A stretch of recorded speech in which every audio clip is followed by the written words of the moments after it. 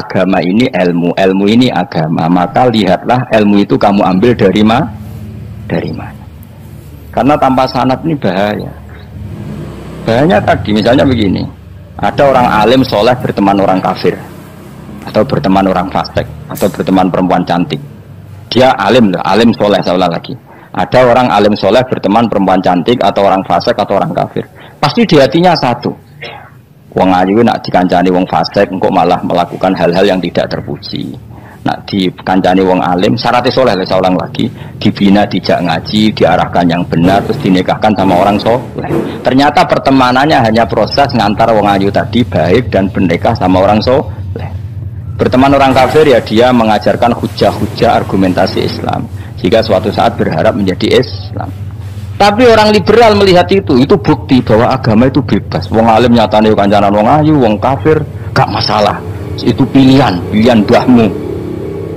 Ini beda, sama-sama cara zahir kancanan orang fasik, tapi asal orang soleh itu motifnya itu beda. Saya misalnya orang kaya, ada ulama kaya, itu senangannya belonjo, sampai bojone itu marah-marah. Saking parahnya ulama ini, kebetulan keluarga saya, nilai anaknya mulai anaknya kon golek utangan. Padahal nilai anaknya pertama berangkat dari rumah itu bawa uang, mau ngirimi anaknya di sarang. Itu orang Jawa Timur, kiai alim. Roh bakul kacang ning bis gak mentolo ditukoni. Roh bakul mainan saake wong tuwek Pak ditukoni. Walhasil dok sarangku duwe entek. Tapi gowo mainan, gowo kacang saake jare. Sama-sama belanja. Dekne niate nyebar rahmate. Saya pernah ngalami itu meskipun di ada skala yang ekstrim. Saya sampai sekarang anak saya mulai TK, SD tak sangoni terus. Kadang beli jajan yang dia sama sekali gak doyan. Dulu ibunya yang marah sebelum ora dipangan kok dituku Gus. Ya masih ora dipangan bakule tetap seneng. Butuhe bakule iku payu ora kok dipangan ta ora. Tapi utek-utek medhit ngene kan pikirannya kan. Nara dipangan aja tuku ya sakake bakule ndonga supaya laris. Ya duit 5.000 bagi kita kan tidak penting is bentek, ben manfaati bakul-bakul. Karena orang kadang dikasih itu malu loh, karena tidak diharga diri. Tapi kalau lewat jual beli kan senang. Ya banyak ulama yang gitu, boros tapi niatnya menyebar roh. Asal orang soleh itu baik-baik saja. Orang soleh melete, wah duitku akeh, tenang wae. Cara zahir melete, ternyata ngenakno sing dikai ben ora perasaan. Nah misalnya wong soleh terus sopan. Duitku pas-pasan tak pangan sesuk wae ora ono sing dikai ya sungkan le dul. Maka wong saleh kudu mlete ben sing dikai ora sungkan. Bareng ngekek dhuwit wong 100.000. Lah iki lanjiran dhuwitmu akeh ora iso tak hitung ning omah. Ijek karungan. Lah kok karungan piye? Dhuwit 1.000 kerja kok karung gak sak. Butuhe ngenakno sing dikai apa? Ngenakno sing dikai. Asal wong saleh dekne ngomong gitu itu niatnya juga soleh, tapi nak wong ra soleh, pancen mlete tenan. Bolak-balik wong ra soleh itu masalah. Makanya kancani wong soleh. Wong soleh itu orang yang luar biasa. Kanjeng Nabi ku nak dahar sering ning jaba. Ya biasa. Ketok wong akeh. Karena Nabi gak ada kepentingan beliau jadi Nabi setelah Nabi Isa alaihi salam yang saking sakralnya, saking priainya malah kebablasan dianggap sebagai anak Tuhan. Maka Nabi ngetokno kemanusiaan ini, bahkan kalau dahar itu sering di luar. Gue ngetokno nak Nabi itu dahar sebagai umumnya manusia. Kayak apa orang soleh? Lho kula nate berusaha khusyuk itu meneng. Malah nyipi kuwi elek. Mergo aku ora meneng wibawa, nak meneng malah buyute wibawa. Akhire wong rawani takok agama. Nak ana ora takok agama terus takok wong liya, takok rugi malah ra karu-karuan.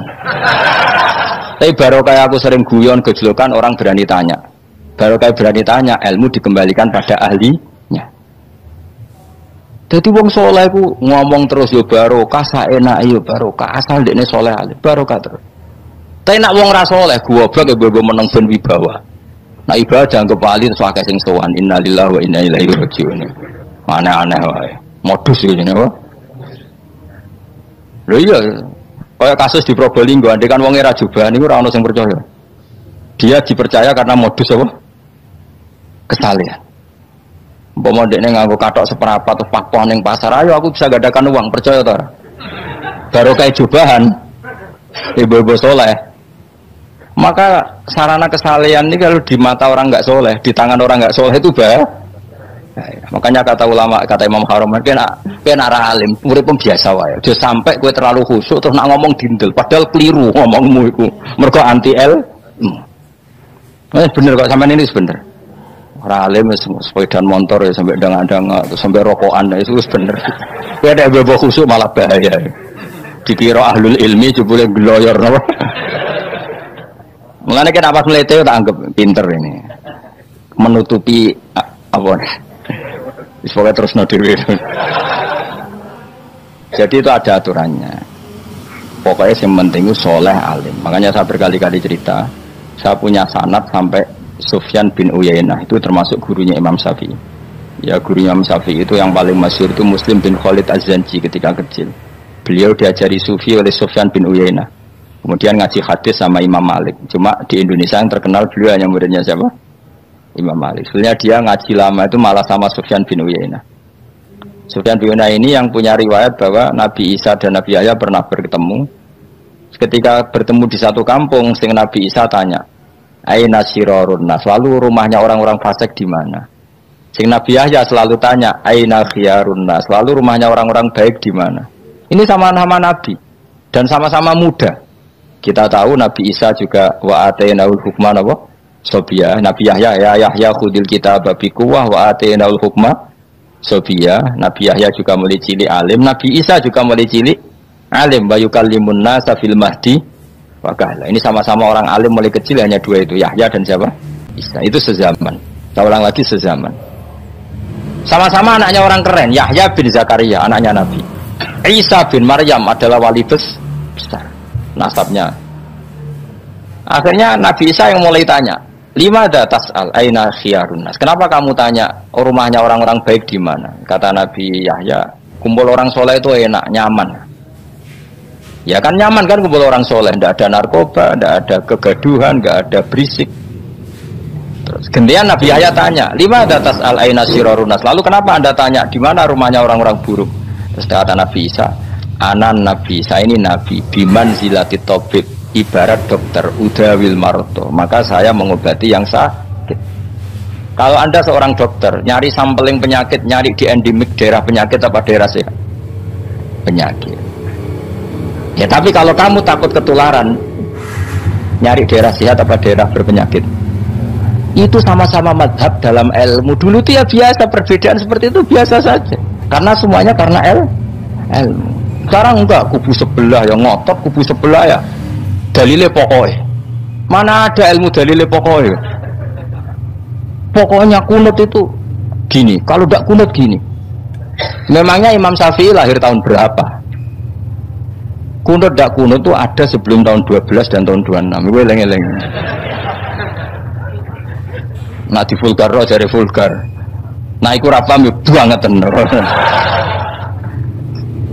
Maka orang-orang alim tahunya ya kunut dadak kunut itu al-khilaf baina madzhabi Syafi'i wa madzhabi Abi Hanifah. Sekarang tahu-tahu di zaman akhir jadi politik kayak misalnya begini. Tak contohkan lagi perdebatan. Pakai peci putih. Gus Naji itu putranya Mbah Mun meyakini pakai peci putih sunat sehingga santrinya pakai peci putih. Mbah saya Kiai Hamid Pasuruan juga pakai peci putih. Santri sebelah kiri semuanya pakai peci putih karena putih itu sunat, ya sudah pakai peci putih. Tapi kalau Mbah Mun itu santrinya nggak boleh pakai peci putih, haram kata beliau.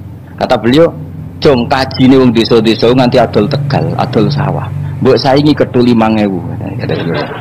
Nglarakno atine wong dosa apa haram? Dosa, Mbah. Lah iya iku dosa, mulane haram. Sehingga takanya akan santri sarang semua. Enggak ada santrinya Mbah Mun pakai peci putih, kecuali yang sudah kaji. Karena pikiran beliau itu menyakiti orang katanya. Karena kaji ini adol Tegal disaingi 5.000. Tapi Mbah Mun sebagai orang alim yang membiarkan pondoknya Gus Naji pakai peci putih. Mbah Naji juga membiarkan ketika pondoknya Mbah Mun pakai hitam. Makanya saya keterusan peci itu. Saya itu sudah kaji, tapi karena saya mulai dulu nggak pernah pakai peci putih terus keterusan sampai sekarang. Tapi suatu saat aku yang ngagukan kan, entah kapan suatu saat. Jadi aku soal Nabi keturunan iri, keterusan di haramno terus kebablasan ini. Itu logika ijtihad. Sama misalnya khasnya ulama itu pakai jubah, pakai apa. Ya sudah itu khasnya ulama. Terus kayak misalnya neng parkiran macak ngono. Alasannya anu tuh ulama. Kira-kira menyinggung orang apa ndak kira-kira.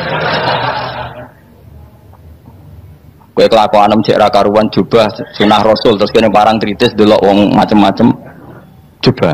Kacau gak? Elek-eleki nasab apa enggak? Boy orang itu mikir, jadi karena ada selalu masalah ijtihadiyah.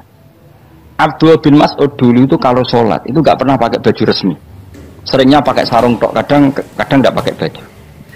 Ketika ditanya, kamu ashabu Rasulillah, kenapa sholat dengan cara seperti itu? Terus beliau ngendikan, wong ben roh nak standar minimal sholat seperti ini. Kalau saya sholat selalu pakai pakaian sempurna, nanti dikira itu aturan fardu dan umat menjadi berat. Sampai seperti itu ulama menjaga konstitusi bahwa yang penting dalam sholat adalah satrul aurah. Zaman itu sudah sahabat dan tabiin karena Nabi sudah wafat itu sudah pakai pakaian lengkap. Tapi Abdul bin Mas'ud tiap sholat di masjid dia menunjukkan pakaian paling tidak lengkap.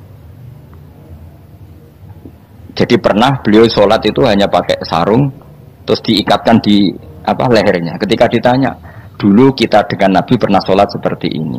Akhirnya ulama menjadi tahu nak ngono sholat paling pokok itu nutupi mabena surah war rukbah. Andai kan tidak ada cerita Abdul bin Mas'ud mungkin dikira sholat syarat sahnya ya seperti itu. Maksudnya pakai jubah terus, pakai pakaian begitu terus. Barokahnya Abdul bin Mas'ud orang tahu standar minimal. Jadi kalau ulama itu motifnya seperti itu. Rasulullah kira-kira senang qiyamul lail apa enggak? Senang. Tapi beliau qiyamul lail di masjid hari keempat, hari kelima sudah tidak keluar ke masjid. Karena Nabi kalau selalu melakukan nanti dikira dikira. Tapi kalau enggak melakukan nanti orang tidak qiyamul lail. Maka Nabi pernah melakukan ya pernah tidak. Ya sudah itu konstitusi dalam tradisi ulama. Jelas ya. Saya sholat di pondok saya sendiri sering jadi makmum. Karena semua kiai sudah jadi imam, nanti dikira syarat sahnya imam itu kiai. Repot, makanya saya tunjukkan kiai juga boleh jadi makmum. Andai kan semua kiai jadi makmum, saya nanti jadi imam. Ya semua ulama mulai dulu tradisinya gitu, karena yang dikatakan fardu kifayah itu kalau sudah ada yang melakukan, yang lain tidak bisa. Biar seimbang. Sekarang enggak ada geruduk kabeh. Makanya terus kacau. Ya coba sekarang misalnya gini, andai kan semua orang melakukan kebenaran kesunatan, yaitu misalnya semuanya ambisi iktikaf di masjid, terus tidak ada orang melakukan kebenaran ngurumat yatim, ngurumat jenazah, ngurumat jalan-jalan raya, kan kacau. Mergo semuanya satu variasi kebenaran iktikaf di masjid. Yatim sedang do mati, mergo do iktikaf kabeh. Tapi baru kaya ono sing itikaf ning perapatan, nek ono wong tiba iso nulung, nek ono wong kesasar iso tako. Baru kaya wong sing itikaf ning perapatan. Sayange tuh hitung-hitung barang ku sayange. Sajane niat itikaf ku sah. Nawaitul iktikaf linusratit thoriq. Niat ingsun itikaf nulungi dalan ben nek ono wong butuh. Coba sekarang, orang yang kecelakaan, pertolongan emergensi orang yang itikaf di jalan apa yang di masjid? Di jalan, barokahnya banyak, itu tim SAR gratis. Umpama do niat soleh kabeh bumine pangeran, sah mbok itikaf. Mulai sesuk gak apa-apa, itikaf ning perapatan. Tapi buktikan kamu tidak berbuat macam atau tulisi relawan orang tersesat. Jadi ajane kebaikan itu ada di mana-mana. Makanya Nabi menyatakan kebaikan orang itikaf jadi katakan Nabi baik. Orang yang jalan-jalan kemudian ada duri disingkirkan juga disifati Nabi orang baik. Orang yang rumah yatim disifati Nabi orang. Bahkan orang yang hubungan intim dengan istrinya sama Nabi ya disifati orang baik. Sampai sahabat tanya, masa urusan gitu dapat pahala ya Rasulullah? Loh iya, andekan itu sama orang lain kan malah dosa. Berhubung sama istrinya maka dapat pahala. Kayak apa Nabi ngitung kebaikan sekian banyaknya. Tahu-tahu di zaman akhir kubunya saja yang baik. Ini apa-apaan? Aku anu iskal deh. Yo marah ini yo tobat deh. Kebaikan adalah sesuatu yang dikatakan Allah baik di kubu kita maupun di kubu sebelah. Mau kubu sebelah ya apa saja. Baik di partai kita maupun di partai sebelah. Maupun di ormas kita maupun ormas sebelah. Karena semua kebaikan otoritasnya di Allah Subhanahu ada nabi yang senengane ngurus wong fasik, Nabi Isa. Karena berpikiran nabi itu tabib, ya tabib itu yudawil mar untuk mengobati yang salah. Ada nabi kayak Nabi Yahya. Karena kalau orang kayak kamu tak suruh ngobati orang fasik, kira-kira katut tak sing fasik tobat. Cara rohin tak cul ngobati wong wayu, kira-kira sing katut sapa? Sing ayu dadi ngaji apa sing ngaji dadi ya ukur dhewe, nek ora kuat niru Nabi Yahya, nek kuat niru Nabi Isa. Tapi kuwi ora nabi masalah. Ya sudah, yang penting roh ilmunya, bahwa dulu itu biasa. Paham ya? Makanya Sayyidina Abu Bakar jadi wali karena akhlaknya baik. Tapi akhlak baik itu tidak cukup untuk melindungi Rasulullah. Karena ketika Nabi diteror, Abu Bakar tidak bisa berbuat banyak. Sehingga ketika Abu Bakar sudah Islam, Nabi itu masih sembunyi. Sampai ketika lihat Umar gelut di pasar Uqad, dia petarung yang menangan, Nabi berdoa, Allahumma aizal Islam bi Umar. Semoga orang seperti ini itu masuk Islam. Karena ini rapati butuh sopan, ini butuh petarung. Tenan, Umar masuk Islam. Masuk Islam hari pertama sudah Abu Jahal ditotok rumahnya. Kamu lo gawu Rasulullah Muhammad tak bunuh kamu. Semua orang diparani. Akhirnya bersamaan dengan itu ada khitab fasda bima tu'mar. Akhirnya Nabi berani dakwah secara ala niatan. Barokahnya mantan preman. Jadi kebutuhan Islam banyak, butuh orang sopan, butuh petarung, butuh macam-macam. Butuh wong lomo, butuh wong fikih sabar itu sakit, rasa ditambahi. Karena jumlahnya sudah overload yang fikir itu rasa di produk sudah masif lah, sudah. Jadi orang kalau gede mau fikir, maksudnya jumlahnya sudah banyak.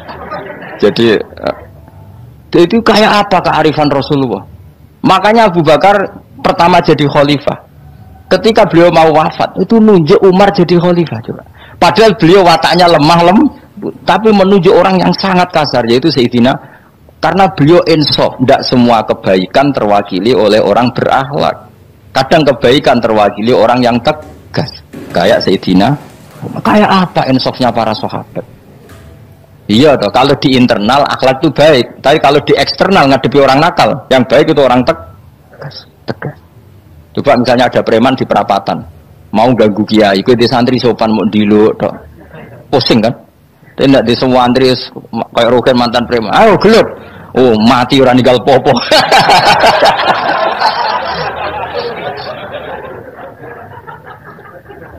Itu kan keren, apa? Keren. Makanya Abu Bakar ketika, lu ya, sama tahu kan hadisnya Umar. Setiap ada orang munafik macam-macam pamitnya sama Nabi, dani adrib pun izini Nabi tak biar coy. Ya setiap hari kegiatannya gitu terus. Tapi dulu orang itu insaf, Abu Bakar insaf, kelebihannya Umar di situ. Umar insaf, kelebihannya Abu Bakar di. Maka ketika kandidat khalifah, Umar mengangkat Abu Bakar jadi khalifah dan disetujui semua sahabat. Ketika Abu Bakar mau wafat menunjuk Umar dan disetujui semua sahabat. Orang kok Abu Bakar pepe wong halus, golek sing sejenis aku ndak. Karena dulu semua orang itu pakai insaf, pakai kesadaran sing super tinggi, tidak nuruti nafsu.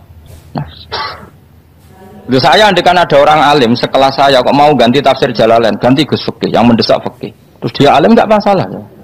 Kalau dia alim keramat. Oh dia ngerti Allah Mahfud tak setingkat aku. Nara roh berarti hok. Karena dulu itu begitu, ulama dulu itu seperti itu. Biasa. Sekarang itu enggak. Orang itu kalau enggak kelompoknya enggak mesti salah. Abu Bakar itu raqiqul qalbi. Raqiqul hawashi, riqqatul qalbi. Tapi beliau justru menunjuk Sayyidina Umar karena dia tahu Islam itu musuhnya banyak, butuh orang tegas. Umar juga tahu bahwa di internal Islam itu butuh riqqatul qalbi, sehingga beliau hormat sama Abu Bakar. Tak pimpin aku, wah, bubar kabeh. Tapi jari Abu Bakar, ning jobo aku tok wong mlete ora ono Umar. Sehingga dua beliau saling melengkapi dan itu luar biasa. Nah khilafnya ulama kira-kira seperti itu. Yang peci putih ya silahkan gue iling-ilingan, nak putih itu sunat. Tapi sing ireng piye kaji desa itu disaingi kedua 5.000 gak terima aja. Yakin ya bos. Nah saya ini mulai kecil di sarang. Tapi mertua saya itu keluarga Pasuruan. Jadi saya lucunya saya kalau ngajar di Pasuruan pakai peci hitam. Sebagian santri separuh pakai peci hitam menghormati saya. Sebagian pakai putih menghormati kiainya. Jadi jadi saya lihat ini ya sepanjang sejarah kalau saya ngajar itu jadi warna-warni itu karena saya kaget tuh kok banyak yang pakai baju hitam. Hormati jenengan ke. Yang putih masih banyak separuhan. Ya nggak ada yang merencanakan, ya alami saja. Antara sampean bener di putih apa hitam? Putih apa hitam? Bebas. Karena tadi ini masalah nopo istihad. Pun kalau terus nang. Soalnya sementing wow iman itu apa sesuatu yang absolut. Maka kita andaikan Allah tidak bikin surga neraka pun kita tetap sebagaimana kita mengatakan 1 tambah 1 2 dapat hadiah apa ada dapat hadiah ya tetap mengatakan 2 1 tambah 1 pasti 2. Saya pernah dicium sama orang miskin yang akut miskin betul. Itu tak ajarin Anda ini lebih hebat ketimbang orang-orang kaya. Misalnya gini, misalnya ada komunitas rektor atau kiai besar. Saya ini kata orang banyak termasuk kiai besar. Mungkin kalau pinjam uang itu karena mau beli mobil, aksesoris mobil, karena kita kiai top atau rektor atau orang-orang top. Kalau sesama orang miskin itu pinjem-pinjemannya itu urusan beras, itu urusan nyawa. Keren mana? Nyelamatkan nyawa sama aksesoris mobil. Nyawa. Jadi pahala kamu pasti lebih besar itu. Itu senengnya jadi orang miskin terus keterusan sampai sekarang. Itu. Lo coba kalau menteri sama menteri, rektor sama rektor, kira-kira pinjamannya apa Pak Arso? Kan kalau mau beli mobil atau mau umroh VIP, pokoknya yang keren-keren. Kalau orang miskin pinjam karena apa? Makan kan? Beras kan? Makanya kalau yang sedang miskin monggo lah kalau ingin terus kan. Maksud saya Islam itu seenak itu, Islam itu segampang itu. Sudahlah yang sedang miskin ya keren, karena sekali sosial itu urusannya apa? Nyawa. Tapi kalau miskin semua ya Indonesia bisa tutup kan. Ya sudah yang kaya-kaya itu saya mengatakan Indonesia karena bayar pajak yang menjadikan Indonesia berjalan. Tapi ya dipakai yang benar. Nah begitu seterusnya. Ada kiai miskin cerita ke kita, Gus, enak jenengan alim, terus punya santri banyak, bisa ngajar di mana-mana. Saya bilang, hebat kamu. Dia hidup di daerah tertinggal. Itu yang diajarkan kan hanya tauhid. Kan nggak mungkin desa tertinggal baca fikih perbandingan madhab. Kan nggak mungkin. Kalau yang kayak Pak Fajar, Pak Sadali kan nggak mungkin. Fikih perbandingan apa? Madhab. Menyorot madhab dunia. Gaya engke-engke itu kan nggak benar. Tapi pertanyaannya, yang menyelamatkan masuk surga itu tauhid apa perbandingan madhab? Tauhid. Ini hanya mengajarkan fardu kifayah sunat-sunat. Ini Anda mengajarkan fardu ain. Surganya dulu kamu. Oh terus senangnya jadi kayak desun. Karena yang diajarkan apa? Tauhid. Sementara kita yang gaya-gaya ini ajarkan perbandingan apa? Madhab, studi banding ke Al-Azhar kemana-mana. Ini enggak tauhid. Dari orang nyembah pohon jadi nyembah Allah Ta'ala. Keren enggak? Keren. Jadi terus kiai desa sama saya senangnya bukan mereka karena tak bela. Tapi ada yang agak kurang ajar tanya saya. Kalau itu hebat kenapa Gus gak mau jadi kiai desa? Waduh. Wah ya repot kalau pertanyaan. Terus tak jawab, kalau saya jadi kiai desa, kamu ngangsu ilmu dari mana coba? Ya dari jenengan. Ya kalau sama gobloknya ada bisa. Ya sudah, Gus aja yang jadi kiai besar. Maksud saya, ya sudahlah kita begini seperti yang saya ajarkan di sini, saya sarankan supaya orang itu tahu. Ini namanya diroyah, apa? Makanya kata Imam Ghazali itu kalau kamu ingin sopan gampang melihat anak kecil, gua aqallu minni dzamban, dia dosanya lebih kecil. Karena masih kecil kan, tentu secara dosa enggak banyak. Kalau melihat orang yang tua, gua aktsaru minni ibadatan, dia tentu ibadahnya lebih banyak karena umurnya lebih banyak. Sehingga terus semua orang lain tuh di depan kita itu hebat. Ya semua orang lain sama, misalnya Pak ini rektor, apa Fathul Wahid rektor, tanggung jawabnya lebih banyak, berarti pahalanya lebih banyak. Tapi sama ketika melihat Nyon Sewu, melihat pegawainya yang secara lahir di bawahnya, ini tanggung jawabnya nggak banyak, pasti salahnya juga enggak. Itu yang diajarkan Rasulullah SAW, sehingga enak. Tapi kalau kita melihat orang lain selalu salahnya, itu pecundang. Allah saja tidak seperti itu kan, amal baik ya ada khairan, amal buruk ya ada saron, semuanya dilihat oleh Allah Subhanahu wa Ta'ala. Saya tuh punya teman Gus, agak beling, agak seenaknya. Dulu miskin, Wah itu seenaknya betul. Kayak kenal Tuhan sudah. Tak tanya. Kenapa kamu seenaknya? 1 bulan tuh labanya bisa 200 juta sampai 500 sampai 1 miliar. Saya itu, Gus, setelah duha itu perkembangannya bagus. Sholat duha itu. Saya pernah miskin kan kata apa? Ingkana rizki fisama apa? Wa ingkana qalilan ya kalau fisama fa'anzilhu terus wa ingkana qalilan fakasirhu kalau sedikit perbanyak. Ini trennya sudah benar semua. Nah, wa ingkana apa? Ya, haroman fatohiru. Kalau haram yang kau sucikan. Makanya saya seenaknya kalau qalilan sudah fakasiru paling trennya yang enggak benar juga fatohiru kata Mas. Dia yakin kalau yang enggak benar-benar sudah disucikan Allah karena yang lain-lain sudah dari miskin sudah kaya, qalilan sudah fakasiru. Paling yang haroman juga sudah fatohiru gitu. Tak tanya. Lah kamu kok tahu? Polanya sudah ada Gus karena yang qalilan. Kamu sembrono sama Tuhan kok begitu kan? Tapi apapun itu seneng saya. Seneng saya sering salah teh. Makanya saya mohon yang sekarang miskin sedang miskin itu ya ndak usah nyesal banget-banget. Kalau ingin kaya monggo lah. Namanya orang juga ingin. Tapi Anda harus bangga. Sosial antar kalian adalah urusan nyawa dan itu pahalanya luar biasa. Supaya kita, nah yang kaya-kaya juga boleh GR lah karena pembayar pajak. Dan itu bisa menyelamatkan apa? Indonesia Raya. Begitu seterusnya. Itu yang diajarkan Nabi antawadhu hatta la yabghiya ahadun ala ahadin. Kamu semua harus tawadhu sehingga antar kalian tidak saling tidak sopan, tidak saling liar, tidak saling mendolimi. Termasuk tadi sikap gak jelas tadi.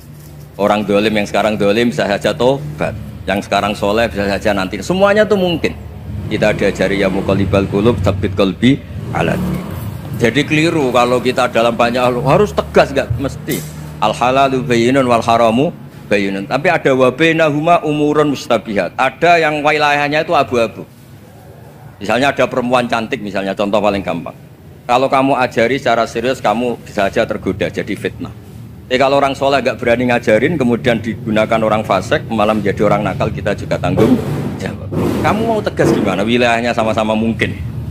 Wilayahnya sama-sama mungkin. Yang dekat pejabat mungkin terkontaminasi KKN. Tapi kalau pejabat gak dekati orang soleh, punya perilaku yang gak soleh, yang repot juga Indonesia kan.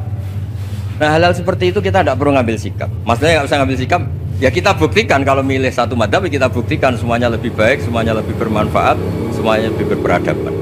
Karena gak bisa dihindari wabena humay. Termasuk nyuwun sewu, saya mohon maaf sama mulai Pak Harso, Pak Lutfi sampai Pak Fathul Wahid. Saya ini termasuk kiai yang gak suka dekat sama orang-orang top, bukan karena hasud. Memang konstitusi kiai harus gitu lah, tamud dan na'inaika. Kenal orang lebih tinggi itu kan resiko. Misalnya saya kiai desa, mungkin punya keri tua sudah seneng, punya kijang tua sudah seneng. Gara-gara kenal Pak Wahid naik Kempri, waduh kok saya kalah itu. Kenal orang itu kan resiko. Mungkin dosen-dosen sini kalau kenal saya di Rembang juga resiko. Di sini gak ada cium tangan, melihat saya dosen, wah gak enak jadi dosen. Jadi memang harus dibatasin. Sekiranya mungkin orang karena la tamud dan nanawa ainaika ilham. Kamu jangan sering melihat orang lain yang mungkin secara lahir dapat nikmat yang lebih tinggi timbang Anda. Kalau kamu nggak bisa ngelola hati Anda bisa hasut, Anda bisa dengki. Paling tidak Anda bisa ada syukur. Loh, saya itu sering didolani pejabat. Juga sering melihat pejabat di TV. Naik mobil aja ada yang naikkan. Bahkan kalau wudhu itu anduk aja ada yang bawa. Itu kalau yang nggak kuat, weh naik jadi pejabat. Ya makanya terus konstitusi kiai itu mengatur, sudahlah mata kamu itu kamu batasin. Jangan melihat sesuatu yang potensi ya, potensi menjadikan Anda tidak apa syukur. Jadi saya mohon, ini memang konstitusi saya sebagai kiai dari saya, tapi di hati saya tetap akrab. Saya doakan semua untuk UI, untuk semua orang Indonesia kita doakan. Kita ingin semuanya tambah baik, tambah. Tadi katanya mau naik kelas ya.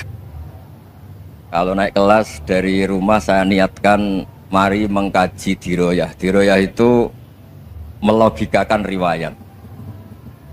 Jadi misalnya kita sering dengar Rasulullah SAW sering ngendikan kalian masuk surga itu bukan hanya berdasar amal, tapi berdasar anugerah Allah Subhanahu wa Ta'ala. Oke, kita sepakat amal kita, perilaku kita, ibadah kita andaikan dikompensasi dengan nikmat yang Allah berikan tentu tidak seimbang. Untuk membayar itu saja sudah lunas. Jadi Anda semua tidak berhak masuk apa? surga. Hingga di beberapa riwayat dijelaskan ada orang yang 500 tahun ibadah, nggak pernah maksiat. Ditanya sama Allah, kamu masuk surga karena apa? Karena ibadah saya ya Allah. Ya sudah, surga kamu 500 tahun saja karena ibadah kamu 500 tahun. Ini cerita umur-umur orang dulu. Ya Allah, katanya surga engkau ini selamanya. Ya kalau yang selamanya itu rahmatku. Kalau amal kamu terbatas ya surganya sesuai amal kamu ya terbatas. Ya sudah ya Allah, berarti masuk surga saya ini karena fadl engkau, karena anugerah engkau. Itu namanya apa? Diroyah. Diroyah itu satu kajian analisis di mana kita percaya riwayat, tapi kemudian punya logika, punya diroyah. Ini penting supaya tauhid kita ini kuat. Jadi dulu ada orang yang sangat cerdas, namanya Jubair bin Mut'im. Dia saking cerdasnya, juga kaya, juga tokoh, dikirim sebagai delegasi pembebasan Asra Badrin, tawanan Badar. Kemudian pas datang ke Masjid Nabawi, Nabi delalah pas baca Wattur wa kitabim mastur. Sampai pada titik Nabi baca Am khuliqu min ghairi syai'in am humul khaliqun. Apakah penciptaan yang sedemikian canggih itu dimulai tanpa perwujudan, tanpa sesuatu yang real, yang maujud? Orang itu langsung bersimpuh, matur, ya Rasulullah saya Islam. Ada qalbi yatir, hampir hati saya, otak saya, pikiran saya itu terbang. Karena logika yang dibangun ateisme misalnya, kalau alam raya ini dimulai dari nihilisme, berarti logikanya apa? Al-adamu yakhluqu maujudan. Alam raya ini kan maujud. Maujud itu ada. Kalau yang lebih dulu itu ketiadaan, berarti ketiadaan menjadi sebab kewujudan. Kalau dalam bahasa Arab itu al-adamu yakhluqu maujudan. Sesuatu yang harusnya nggak jadi faktor karena ketiadaan menjadi faktor sesuatu yang nyata. Itu kan nggak masuk akal. Ya kalau alam raya ini ada al-adam sing yasbiku maujudan, berarti alam raya ini al-adamu yakhluqu maujudan, suatu yang tidak ada menciptakan yang ada. Dengan logika itu terus kita ngaji, diajari sama guru-guru kita, sifat dasar Allah itu maujud. Wallahu maujudun qadimun. Nah, terus masuk. Yang harus distatuskan pertama dari Allah itu apa? Maujud, wujud. Karena dengan wujud ini layak menjadi penyebab adanya alam raya ini. Sehingga ketika kita menolak faham nihilisme atau ateisme, faham tanpa Tuhan, tanpa pencipta awal, kita punya diroyah bahwa tidak mungkin ketiadaan ini menjadi sebab perwujudan alam raya ini. Yaitu am khuliqu min ghairi syai'in. Masa alam raya ini diciptakan tanpa sebab yang nyata, yaitu wajibil wujud. Siapa itu? Allah Subhanahu. Begitu juga menyangkut sholawat. Orang boleh beda pendapat tentang redaksi sholawat. Ada yang sholli ala Muhammad, ala Sayyidina Muhammad, Nabi Muhammad. Monggo lah, masalah redaksi saja. Tapi setelah dianalisis, Nabi itu Pak Rektor jadi Nabi setelah Nabi Isa saking dihormatinya sampai dituhankan. Juga jadi Nabi yang ada cerita masih hangat, orang Yahudi itu bunuh Nabi. Jadi yang satu mendudukkan Nabi sedemikian tinggi sampai kayak Tuhan, yang satu menjatuhkan Nabi sedemikian rendah sampai dibunuh. Kayak apa susahnya jadi Nabi Muhammad SAW. Kemudian dengan gampang Hadaddin agama ini bikin syariat yang bernama sholawat. Redaksinya monggo lah sesuai tradisi masing-masing. Allahumma sholli ala Muhammad, Allahumma sholli ala Sayyidina Muhammad, ala Nabiyina Muhammad, monggo lah. Tapi yang jelas redaksi ini kalau di biro yang dikaji, Allahumma itu Tuhan, Tuhan itu pemberi. Wa Muhammadun wa injalla qadruh abdun min ibadi. Muhammad apapun tinggi derajatnya tetap berstatus hamba. Sehingga agama ini terjaga oleh syihotus sholawat. Agama ini terjaga oleh redaksi sholawat. Yaitu Allah tetap pemberi sebagai Tuhan yang enggak tersaingi, la syarikalah. Rasulullah Muhammad wa injalla qadruh, apapun prestasinya, bisa mi'raj, bisa apa saja, tetap seorang hamba yang butuh muhtajun ila rahmatih.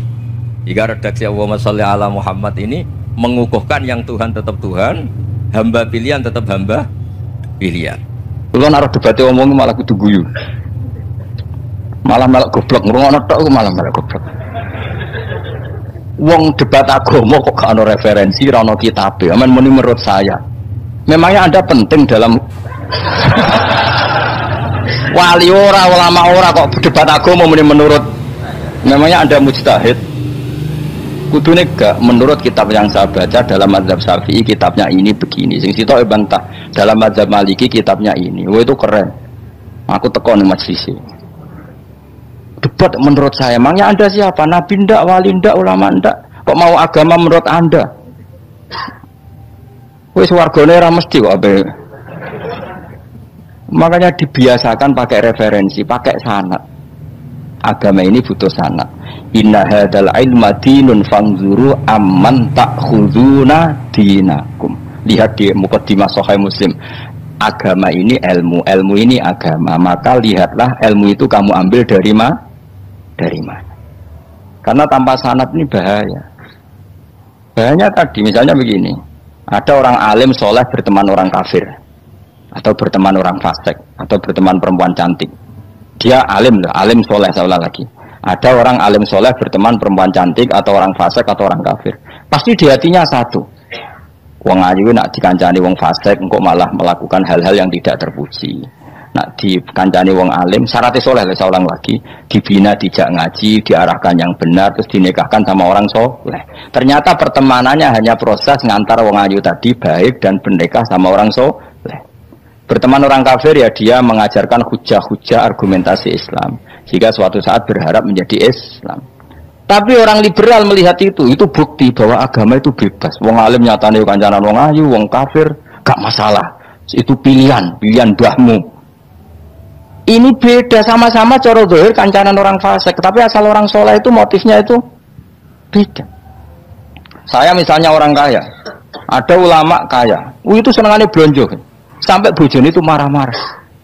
Saking parahnya ulama ini, kebetulan keluarga saya, nilai anaknya mulai anaknya kon golek utangan. Padahal nilai anaknya pertama berangkat dari rumah itu bawa uang, mau ngirimi anaknya di sarang. Itu orang Jawa Timur, kiai alim. Roh bakul kacang ning bis gak mentolo ditukoni. Roh bakul mainan saake wong tuwek Pak ben ditukoni. Walhasil tok sarangku duwe entek. Tapi gowo mainan, gowo kacang saake jare.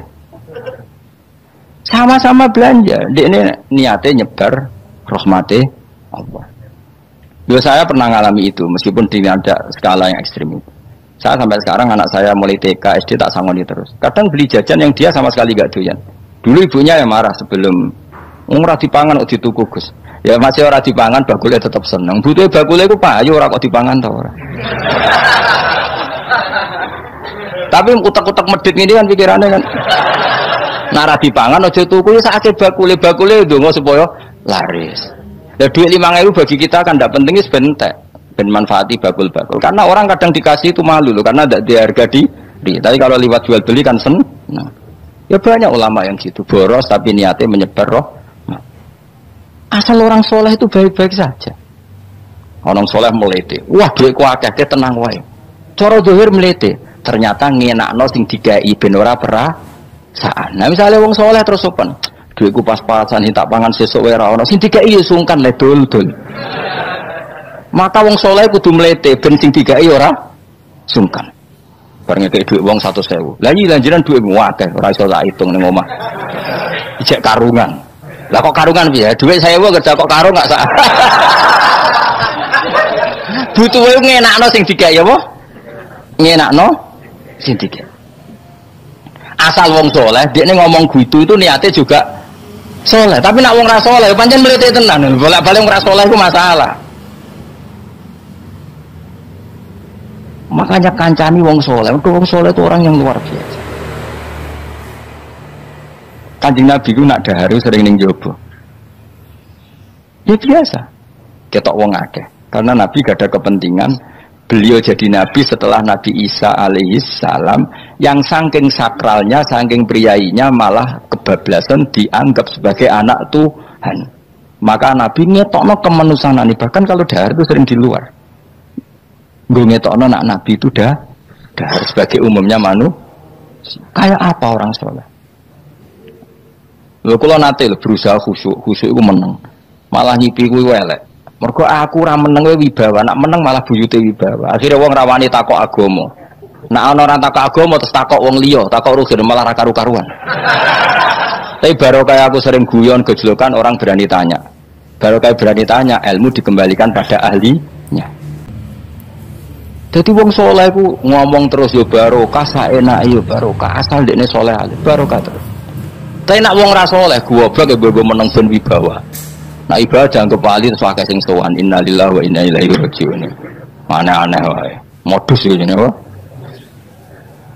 Lho iya, kayak kasus di Probolinggo, andai kan wong era jubah niku ora ono sing percaya. Dia dipercaya karena modus apa? Kesalehan. Umpama dekne nganggo kathok seprapat terus pakon ning pasar, ayo aku bisa gadakan uang, percaya ta ora? Baru kayak jubahan ibu-ibu soleh. Maka sarana kesalehan ini kalau di mata orang enggak soleh, di tangan orang enggak soleh itu bahaya. Makanya kata ulama, kata Imam Haram, kena alim, murid pun biasa wae. Aja sampai kowe terlalu khusyuk terus nak ngomong dindel, padahal keliru ngomongmu iku. Mergo anti bener kok sampean ini bener. Ora alim wis sepedaan motor ya sampai dang-dang sampai rokokan itu wis bener. Kowe nek bebo khusyuk malah bahaya. Dikira ahlul ilmi jebule gloyor napa. Mulane kenapa melete tak anggap pinter ini. Menutupi apa pokoknya terus dhewe. Jadi itu ada aturannya. Pokoknya yang penting itu soleh alim. Makanya saya berkali-kali cerita, saya punya sanad sampai Sufyan bin Uyainah, itu termasuk gurunya Imam Syafi'i. Ya gurunya Imam Syafi'i itu yang paling masyhur itu Muslim bin Khalid Az-Zanji ketika kecil. Beliau diajari sufi oleh Sufyan bin Uyainah. Kemudian ngaji hadis sama Imam Malik. Cuma di Indonesia yang terkenal beliau hanya muridnya siapa? Imam Malik. Sebenarnya dia ngaji lama itu malah sama Sufyan bin Uyainah. Sufyan bin Uyainah ini yang punya riwayat bahwa Nabi Isa dan Nabi Yahya pernah bertemu. Ketika bertemu di satu kampung, sing Nabi Isa tanya, "Aina sirarun nas?" Selalu rumahnya orang-orang fasik di mana? Sing Nabi Yahya selalu tanya, "Aina khiyarun nas?" Selalu rumahnya orang-orang baik di mana? Ini sama-sama Nabi dan sama-sama muda. Kita tahu Nabi Isa juga wa atainaul hukma apa? Sobia. Nabi Yahya ya Yahya khudil kitab bi quwwah wa atainaul hukma sobia. Nabi Yahya juga mulai cilik alim, Nabi Isa juga mulai cilik alim, bayukallimun nasa fil mahdi wa kahla. Ini sama-sama orang alim mulai kecil, hanya dua itu, Yahya dan siapa? Isa. Itu sezaman. Saya ulang lagi, sezaman. Sama-sama anaknya orang keren, Yahya bin Zakaria, anaknya Nabi. Isa bin Maryam adalah wali besar nasabnya. Akhirnya Nabi Isa yang mulai tanya, "Lima tas'al aina khiyarun nas?" Kenapa kamu tanya rumahnya orang-orang baik di mana? Kata Nabi Yahya, kumpul orang soleh itu enak, nyaman. Ya kan nyaman kan kumpul orang soleh, tidak ada narkoba, tidak ada kegaduhan, tidak ada berisik. Terus gantian Nabi Yahya tanya, "Lima tas'al aina sirarun nas?" Lalu kenapa Anda tanya di mana rumahnya orang-orang buruk? Terus kata Nabi Isa, "Anan Nabi, saya ini Nabi, biman zilati tobib, ibarat dokter, udawil maroto, maka saya mengobati yang sakit." Kalau Anda seorang dokter, nyari sampling penyakit, nyari di endemik daerah penyakit apa daerah sehat? Penyakit. Ya tapi kalau kamu takut ketularan, nyari daerah sehat apa daerah berpenyakit? Itu sama-sama mazhab dalam ilmu. Dulu itu ya biasa, perbedaan seperti itu biasa saja. Karena semuanya karena ilmu. Sekarang enggak, kubu sebelah yang ngotot, kubu sebelah ya dalile pokoknya. Mana ada ilmu dalile pokoknya? Pokoknya kunut itu gini, kalau tidak kunut gini. Memangnya Imam Syafi'i lahir tahun berapa? Kunut tidak kunut itu ada sebelum tahun 12 dan tahun 26. Gue eleng-eleng. Nah di vulgar roh jadi vulgar. Nah iku ra paham banget tenan. Maka orang-orang alim tahunya ya kunut dadak kunut itu al-khilaf baina madzhabi Syafi'i wa madzhabi Abi Hanifah. Sekarang tahu-tahu di zaman akhir jadi politik identitas. Kayak misalnya begini, tak contohkan lagi perdebatan. Pakai peci putih. Gus Naji itu putranya Mbah Mun, meyakini pakai peci putih sunat sehingga santrinya pakai peci putih. Mbah saya Ki Hamid Pasuruan juga pakai peci putih. Santri sebelah kiri semuanya pakai peci putih karena putih itu sunat, ya sudah pakai peci putih. Jadi kalau Mbah Mun itu santrinya nggak boleh pakai peci putih, haram kata beliau. Kata beliau, "Jom kaji nih wong desa-desa nganti adol Tegal, adol sawah. Mbok saingi ketu 5.000. Nglarakno atine wong dosa apa haram? Dosa, Mbah. Lah ya iku dosa, mulane haram. Sehingga takanya akan santri sarang semua. Enggak ada santrinya bangun pakai peci putih, kecuali yang sudah kaji. Karena pikiran beliau itu menyakiti orang katanya. Karena kaji ini Abdul Tegal disaingi 5.000. Tapi Mbah Mun sebagai orang alim yang membiarkan pondoknya Gus Najib pakai peci putih. Mbah Najib juga membiarkan ketika pondoknya Mbah Mun pakai hitam. Makanya saya keterusan peci itu. Saya itu sudah kaji, tapi karena saya mulai dulu gak pernah pakai peci putih terus keterusan sampai sekarang. Tapi suatu saat aku juga ngagukan kan, entah kapan suatu saat. Jadi aku soal Nabi keturunan iri, keterusan diharamno terus kebablasan ini. Itu logika ijtihad. Sama misalnya khasnya ulama itu pakai jubah, pakai apa? Ya sudah itu khasnya ulama. Terus kayak misalnya yang parkiran macak ngono, alasannya anut ulama. Kira-kira menyinggung orang apa ndak kira-kira? Kue kelakuan cek ra karuan jubah sunah Rasul terus kene parang tritis delok wong macem-macem jubah. Kacau gak? Elek-eleki nasab apa enggak itu? Boy orang itu mikir, jadi karena ada selalu masalah ijtihadiyah. Abdullah bin Mas'ud dulu itu kalau sholat itu nggak pernah pakai baju resmi, seringnya pakai sarung tok, kadang nggak pakai baju. Ketika ditanya, kamu ashabu Rasulillah, kenapa sholat dengan cara seperti itu? Terus beliau ngendikan, wong ben roh nak standar minimal sholat seperti ini. Kalau saya sholat selalu pakai pakaian sempurna, nanti dikira itu aturan fardu dan umat menjadi berat. Sampai seperti itu ulama menjaga konstitusi bahwa yang penting dalam sholat adalah satrul aurah. Zaman itu sudah sahabat dan tabiin karena Nabi sudah wafat itu sudah pakai pakaian lengkap. Tapi Abdul bin Mas'ud tiap sholat di masjid dia menunjukkan pakaian paling tidak lengkap. Jadi pernah beliau sholat itu hanya pakai sarung terus diikatkan di lehernya. Ketika ditanya, dulu kita dengan Nabi pernah sholat seperti ini. Akhirnya ulama menjadi tahu nak ngono sholat paling pokok itu nutupi mabena surah war rukbah. Andai kan tidak ada cerita Abdul bin Mas'ud mungkin dikira sholat syarat sahnya ya seperti itu. Maksudnya pakai jubah terus, pakai pakaian begitu terus. Barokahnya Abdul bin Mas'ud orang tahu standar minimal. Jadi kalau ulama itu motifnya seperti itu. Rasulullah kira-kira senang qiyamul lail apa enggak? Senang. Tapi beliau qiyamul lail di masjid hari keempat, hari kelima sudah tidak keluar ke masjid. Karena Nabi kalau selalu melakukan nanti dikira dikira. Tapi kalau enggak melakukan nanti orang enggak qiyamul lail. Maka Nabi pernah melakukan ya pernah tidak. Ya sudah itu konstitusi dalam tradisi ulama. Jelas ya. Saya sholat di pondok saya sendiri sering jadi makmum. Karena semua kiai sudah jadi imam, nanti dikira syarat sahnya imam itu kiai. Repot, makanya saya tunjukkan kiai juga boleh jadi makmum. Andai kan semua kiai jadi makmum, saya nanti jadi imam. Ya semua ulama mulai dulu tradisinya gitu, karena yang dikatakan fardu kifayah itu kalau sudah ada yang melakukan, yang lain tidak usah. Biar seimbang. Sekarang enggak do geruduk kabeh. Makanya terus kacau. Coba sekarang misalnya gini, andai kan semua orang melakukan kebenaran kesunatan, yaitu misalnya semuanya ambisi itikaf di masjid, terus tidak ada orang melakukan kebenaran ngerumat yatim, ngerumat jenazah, ngerumat jalan-jalan raya, kan kacau. Mergo semuanya satu variasi kebenaran itikaf di masjid. Yatim sedang do mati, mergo do itikaf kabeh. Tapi baru kaya ono sing itikaf ning perapatan, nek ono wong tiba iso nulung, nek ono wong kesasar iso tako. Baru kaya wong sing itikaf ning perapatan. Sayange to hitung-hitung barangku sayange. Sajane niat itikaf ku sah. Nawaitul iktikaf linusratit thoriq. Niat ingsun itikaf nulungi dalan ben nek ono wong butuh. Coba sekarang, orang yang kecelakaan, pertolongan emergensi orang yang itikaf di jalan apa yang di masjid? Di jalan, barokahnya banyak, itu tim SAR gratis. Umpama do niat soleh kabeh bumine pangeran, sah mbok itikaf. Mulai sesuk gak apa-apa, itikaf ning perapatan. Tapi buktikan kamu tidak berbuat macam atau tulisi relawan orang tersesat. Jadi ajane kebaikan itu ada di mana-mana. Makanya Nabi menyatakan kebaikan orang itikaf ya dikatakan Nabi baik. Orang yang jalan-jalan kemudian ada duri disingkirkan juga disifati Nabi orang baik. Orang yang rumah yatim disifati Nabi orang.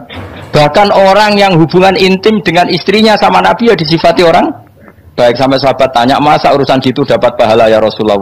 Loh iya, andekan itu sama orang lain kan malah dosa. Berhubung sama istrinya maka dapat pahala. Kayak apa Nabi ngitung kebaikan sekian banyaknya. Tahu-tahu di zaman akhir kubunya saja yang baik. Ini apa-apaan? Aku anu iskal deh. Yo mareni yo tobat yo.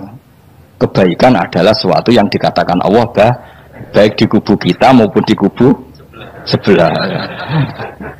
Mau kubu sebelah ya apa saja. Baik di partai kita maupun di partai sebelah. Maupun di ormas kita maupun ormas sebelah. Karena semua kebaikan otoritasnya di Allah Subhanahu.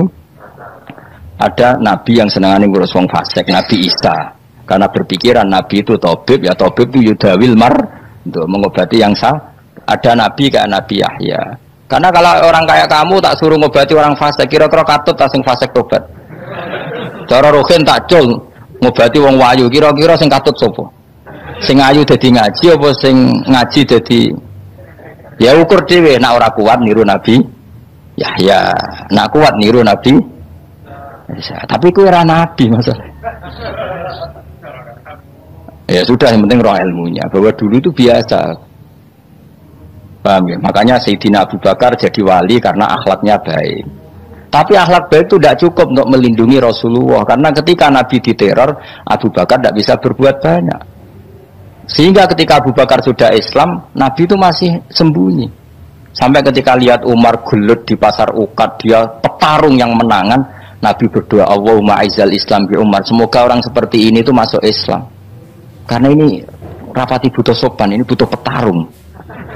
Tenan, Umar masuk Islam. Masuk Islam hari pertama sudah Abu Jahal ditotok rumahnya. Kamu lo ganggu Rasulullah Muhammad tak bunuh kamu. Semua orang diparani. Akhirnya bersamaan dengan itu ada khitab fasda bima tu'mar. Akhirnya Nabi berani dakwah secara ala niatan. Barokahnya mantan preman. Jadi kebutuhan Islam banyak. Butuh orang sopan, butuh petarung, butuh macam-macam. Butuh wong lomo, butuh wong fikih sabar itu sakeh, ora usah ditambahi. Karena jumlahnya sudah overload yang fikir itu. Itu rasa di produk sudah masif lah, sudah. Jadi orang kalau gede wong fikir, maksudnya jumlahnya sudah banyak. Jadi itu kayak apa kearifan Rasulullah? Makanya Abu Bakar pertama jadi khalifah. Ketika beliau mau wafat, itu nunjuk Umar jadi khalifah coba. Padahal beliau wataknya lemah tapi menunjuk orang yang sangat kasar, yaitu Sayyidina, karena beliau insaf. Tidak semua kebaikan terwakili oleh orang berakhlak. Kadang kebaikan terwakili orang yang tegas, kayak Sayyidina. Kayak apa insafnya para sahabat? Iya toh, kalau di internal akhlak itu baik, tapi kalau di eksternal ngadepi orang nakal, yang baik itu orang tegas. Coba misalnya ada preman di perapatan, mau ganggu kiai, ikut di santri sopan mau dilu, pusing kan? Tidak di semua antri kayak roken mantan preman. Ayo gelut. Oh mati orang ninggal popo.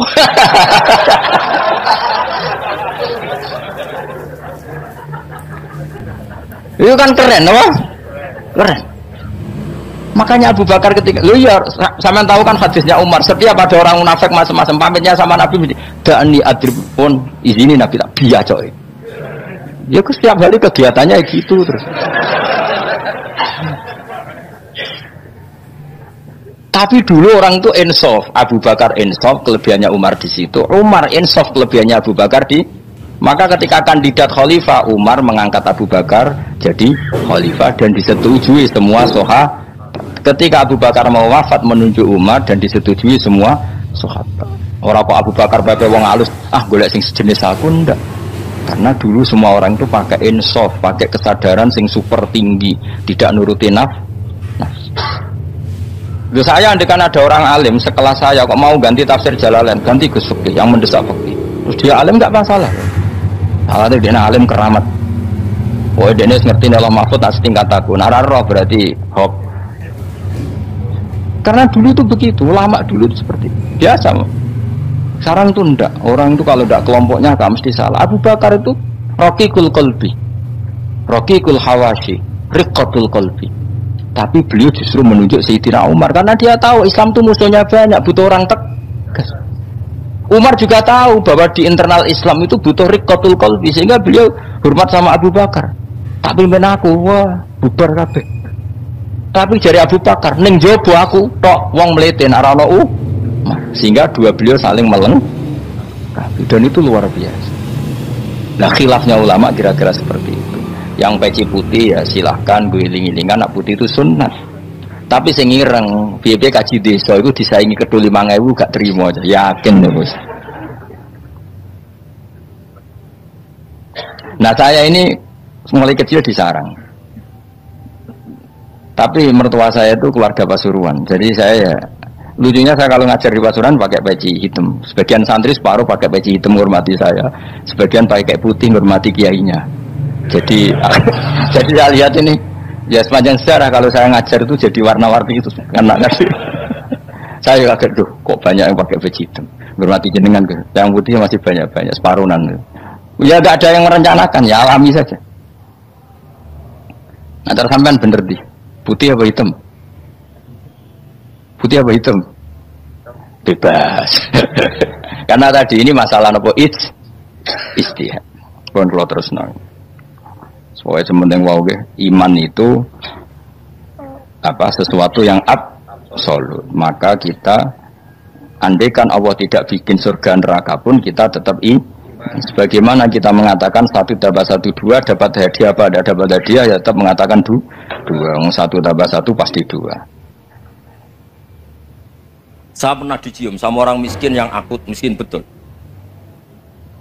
Itu tak ajarin Anda ini lebih hebat ketimbang orang-orang kaya. Misalnya gini, misalnya ada komunitas rektor atau kiai besar. Saya ini kata orang banyak termasuk kiai besar. Mungkin kalau pinjam uang itu karena mau beli mobil, aksesoris mobil, karena kita kiai top atau rektor atau orang-orang top.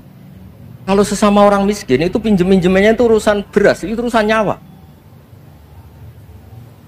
Keren mana? Nyelamatkan nyawa sama aksesoris mobil. Nyawa. Jadi pahala kamu pasti lebih besar itu. Itu senengnya jadi orang miskin terus keterusan sampai sekarang. Itu. Lo coba kalau menteri sama menteri, rektor sama rektor, kira-kira pinjamannya apa Pak Arso? Kan kalau mau beli mobil atau mau umroh VIP, pokoknya yang keren-keren. Kalau orang miskin pinjam karena apa? Makan kan? Beras kan? Makanya kalau yang sedang miskin monggo lah kalau ingin teruskan. Maksud saya Islam itu seenak itu, Islam itu segampang itu. Sudahlah yang sedang miskin ya keren, karena sekali sosial itu urusannya apa? Nyawa.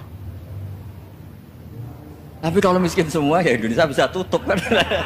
Ya sudah yang kaya-kaya itu saya menyelamatkan Indonesia karena bayar pajak yang menjadikan Indonesia berjalan. Tapi ya dipakai yang benar. Nah begitu seterusnya. Ada kiai miskin cerita ke kita. Terus enak jenengan alim, terus punya santri banyak, bisa ngajar di mana-mana. Saya bilang, hebat kamu. Dia hidup di daerah tertinggal. Itu yang diajarkan kan hanya tauhid. Kan nggak mungkin desa tertinggal baca fikih perbandingan madhab. Kan nggak mungkin. Kalau yang kayak Pak Fajar, Pak Sadali kan nggak mungkin. Fikih perbandingan apa? Madhab. Menyorot madhab dunia. Kayak engke-engke itu kan nggak mungkin. Tapi pertanyaannya, yang menyelamatkan masuk surga itu tauhid apa perbandingan madhab? Tauhid. Ini hanya mengajarkan fardu kifayah sunat-sunat. Ini Anda mengajarkan fardu ain. Surganya dulu kamu. Oh terus senangnya jadi kayak desun. Karena yang diajarkan apa? Tauhid. Sementara kita yang gaya-gaya ini ajarkan perbandingan apa? Ada studi banding ke Al-Azhar kemana-mana. Ini enggak tauhid. Dari orang nyembah pohon jadi nyembah Allah Ta'ala. Keren enggak? Jadi terus gigi desa sama saya senengnya bukan mereka karena tampil. Tapi ada yang agak kurang ajar tanya saya. Kalau itu hebat kenapa Gus gak mau jadi kayak desa? Waduh. Wah ya repot kalau pertanyaan. Terus tak jawab kalau saya jadi kayak desa kamu ngansu ilmu dari mana coba? Ya dari jenengan ya kalau sama gobloknya ada bisa. Ya sudah Gus aja yang jadi kayak besar saja. Maksud saya ya sudahlah kita begini seperti yang saya ajarkan di sini, saya sarankan supaya orang itu tahu. Ini namanya diroyah, apa? Makanya kata Imam Ghazali itu kalau kamu ingin sopan gampang melihat anak kecil, wa aqallu minni dzamban, dia dosanya lebih kecil. Karena masih kecil kan tentu secara dosa enggak banyak. Kalau melihat orang yang tua, wa aktsaru minni ibadatan, dia tentu ibadahnya lebih banyak karena umurnya lebih banyak. Sehingga terus semua orang lain tuh di depan kita itu hebat. Ya semua orang lain sama, misalnya Pak ini rektor, apa Fathul Wahid rektor, tanggung jawabnya lebih banyak, berarti pahalanya lebih banyak. Tapi sama, ketika melihat Nyun Sewu, melihat pegawainya yang secara lahir di bawahnya, ini tanggung jawabnya nggak banyak, pasti salahnya juga enggak. Itu yang diajarkan Rasulullah SAW, sehingga enak. Tapi kalau kita melihat orang lain selalu salahnya, itu pecundang. Allah saja tidak seperti itu kan, amal baik ya ada khairan, amal buruk ya ada saron, semuanya dilihat oleh Allah Subhanahu wa Ta'ala. Saya tuh punya teman Gus, agak beling, agak seenaknya. Dulu miskin. Wah itu seenaknya betul. Kayak kenal Tuhan sudah. Tak tanya, kenapa kamu seenaknya? 1 bulan tuh labanya bisa 200 juta sampai 500 sampai 1 miliar. Saya itu Gus, setelah duha itu perkembangannya bagus. Duha, sholat duha itu. Saya pernah miskin kan, kata apa? Ingkana rizki fisama, apa? Wa ingkana qalilan, ya kalau fisama fa'anziru, terus wa ingkana qalilan fakasiru, kalau sedikit perbanyak. Ini trennya sudah benar semua. Nah, wa ingkana apa? Ya haraman fatohiru, kalau haram yang kau sucikan. Makanya saya seenaknya, kalau qalilan sudah fakasiru, paling trennya yang nggak benar juga fatohiru, kata Mas. Dia yakin kalau yang nggak benar-benar sudah disucikan Allah, karena yang lain-lain sudah dari miskin sudah kaya, qalilan sudah fakasiru, paling yang haroman juga sudah fatohiru gitu. Tak tanya, kamu kok tahu? Polanya sudah ada Gus, karena sang qalilan. Kamu sembrono sama Tuhan kok begitu kan? Tapi apapun itu seneng saya. Seneng saya sering salah, makanya saya mohon yang sekarang miskin, sedang miskin itu ya ndak usah nyesal banget-banget. Kalau ingin kaya monggo lah, namanya orang juga ingin. Tapi Anda harus bangga. Sosial antar kalian adalah urusan nyawa dan itu pahalanya luar biasa. Supaya kita, nah yang kaya-kaya juga boleh GR lah karena pembayar pajak. Dan itu bisa menyelamatkan apa? Indonesia Raya. Begitu seterusnya. Itu yang diajarkan Nabi, antawadhu hatta la yabghiya ahadun ala ahadin. Kamu semua harus tawadhu sehingga antar kalian tidak saling tidak sopan, tidak saling liar, tidak saling mendolimi. Termasuk tadi sikap gak jelas tadi. Orang dolim yang sekarang dolim bisa saja tobat, yang sekarang soleh bisa saja nanti. Semuanya tuh mungkin. Kita diajari ya muqallibal qulub tsabbit qalbi ala dini. Jadi keliru kalau kita dalam banyak harus tegas, nggak mesti. Al halalu bayyinun wal haramu bayyinun. Tapi ada wa bainahuma umurun mustabihat. Ada yang wilayahnya itu abu-abu. Misalnya ada perempuan cantik, misalnya contoh paling gampang. Kalau kamu ajari secara serius, kamu bisa saja tergoda jadi fitnah. Kalau orang soleh nggak berani ngajarin, kemudian digunakan orang fasik, malah menjadi orang nakal, kita juga tanggung jawab. Kamu mau tegas gimana? Wilayahnya sama-sama mungkin. Wilayahnya sama-sama mungkin. Yang dekat pejabat mungkin terkontaminasi KKN. Tapi kalau pejabat nggak dekati orang soleh, punya perilaku yang nggak soleh, yang repot juga Indonesia kan? Nah hal-hal seperti itu kita tidak perlu ngambil sikap. Maksudnya nggak usah ngambil sikap. Ya kita buktikan kalau milih satu madhab, kita buktikan semuanya lebih baik, semuanya lebih bermanfaat, semuanya lebih berperadaban. Karena nggak bisa dihindari wabena humain. Termasuk nyuwun sewu, saya mohon maaf sama mulai Pak Harso, Pak Lutfi sampai Pak Fathul Wahid. Saya ini termasuk kiai yang nggak suka dekat sama orang-orang top. Bukan karena hasud. Memang konstitusi kiai harus gitu, la tamuddanna ainaika. Kenal orang lebih tinggi itu kan resiko. Misalnya saya kiai desa, mungkin punya keri tua sudah seneng, punya kijang tua sudah seneng. Gara-gara kenal Pak Wahid naik Kempri, waduh kok saya kalah itu. Kenal orang itu kan resiko. Mungkin dosen-dosen sini kalau kenal saya di Rembang juga resiko. Di sini gak ada cium tangan, biasa dosen, wah gak enak jadi dosen. Jadi memang harus dibatasin. Sekiranya mungkin orang terus, karena la tamuddanna ainaika ila, kamu jangan sering melihat orang lain yang mungkin secara lahir dapat nikmat yang lebih tinggi timbang Anda. Kalau kamu nggak bisa ngelola hati Anda bisa hasut, Anda bisa dengki. Paling tidak Anda bisa ada syukur. Saya itu sering didolani pejabat, juga sering melihat pejabat di TV-TV. Naik mobil aja ada yang naikkan. Bahkan kalau wudhu itu anduk aja ada yang bawa. Itu kalau yang nggak kuat, wih naik jadi pejabat.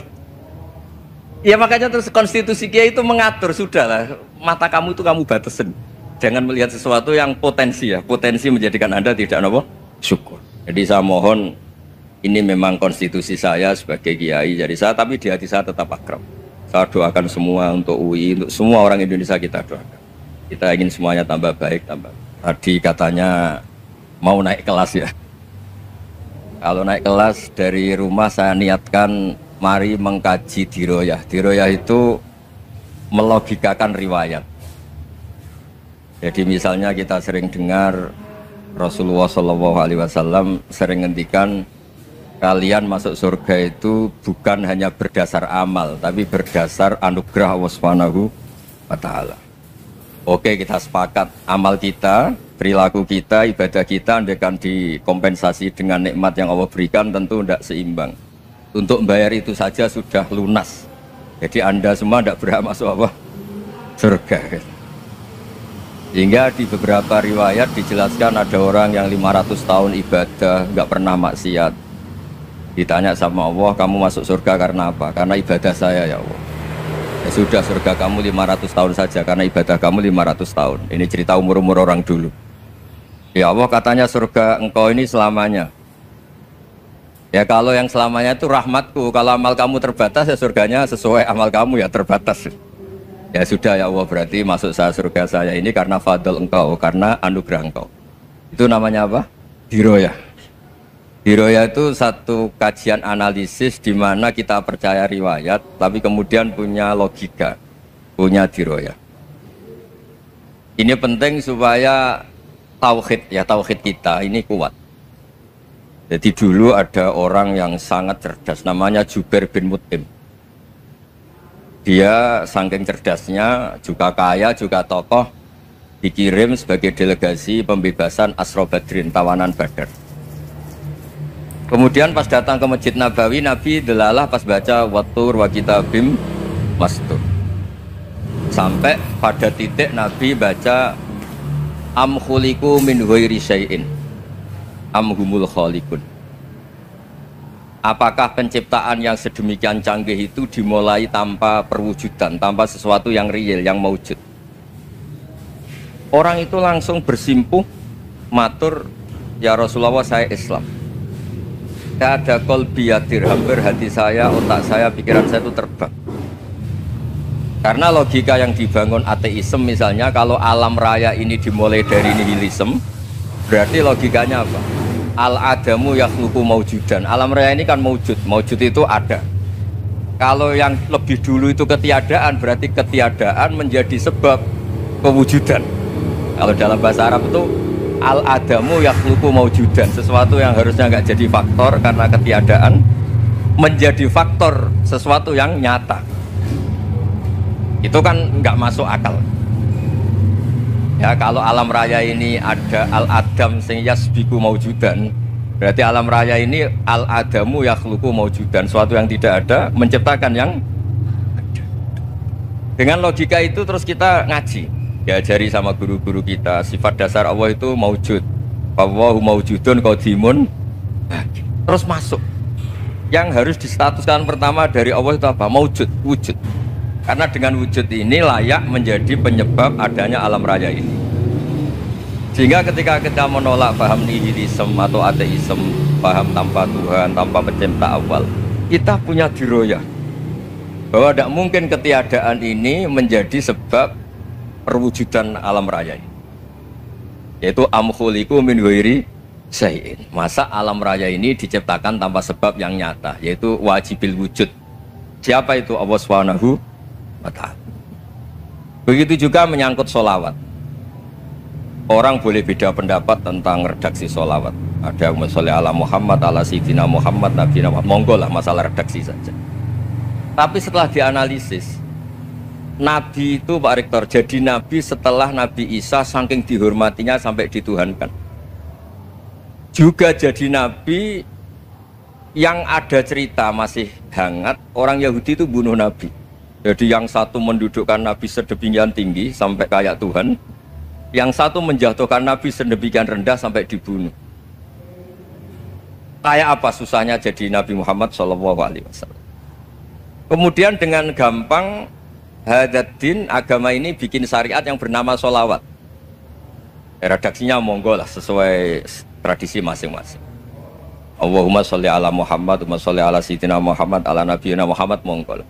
Tapi yang jelas redaksi ini kalau di diroyah dikaji, Allahumma itu Tuhan, Tuhan itu pemberi. Wa Muhammadun wa in jalla qadruh abdun min ibadi. Muhammad apapun tinggi derajatnya tetap berstatus hamba. Sehingga agama ini terjaga oleh syihotus sholawat. Agama ini terjaga oleh redaksi sholawat.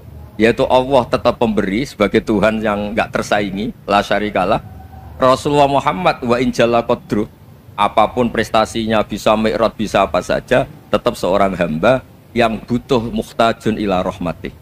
Jika redaksi Allahumma sholli ala Muhammad ini mengukuhkan yang Tuhan tetap Tuhan, hamba pilihan tetap hamba pilihan. Ya, ngoten nuwun. Assalamualaikum warahmatullahi wabarakatuh.